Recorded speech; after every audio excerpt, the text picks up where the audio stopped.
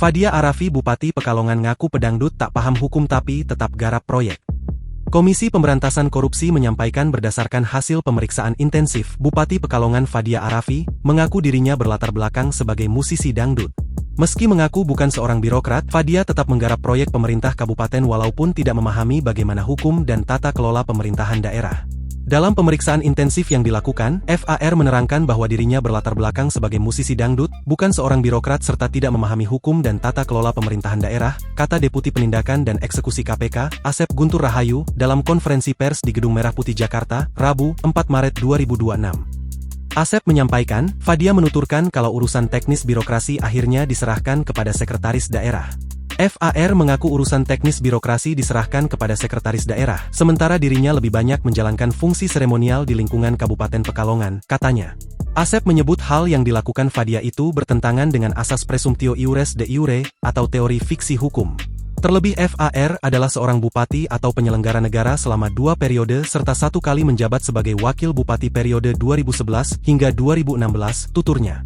Semestinya, kata Asep, Fadia yang kini telah ditetapkan sebagai tersangka memahami pelaksanaan prinsip-prinsip good governance pada pemerintah daerah. Namun Fadia tetap menggarap proyek Pemkab karena adanya konflik kepentingan dalam pengadaan tersebut.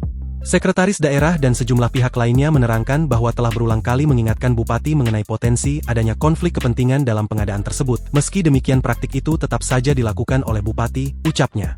Asep mengatakan kasus ini bermula saat Fadia yang baru setahun menjadi Bupati Pekalongan periode 2021 hingga 2025 mendirikan perusahaan bersama suaminya sekaligus anggota DPR RI, Muhtarudin Ashraf Abu, dan anaknya sekaligus anggota DPRD, Muhammad Sabik Ashraf, bernama PT Raja Nusantara Berjaya. PT RNB adalah perusahaan yang bergerak di bidang penyediaan jasa yang aktif menjadi vendor dalam pengadaan barang dan jasa di lingkungan Pemkab Pekalongan.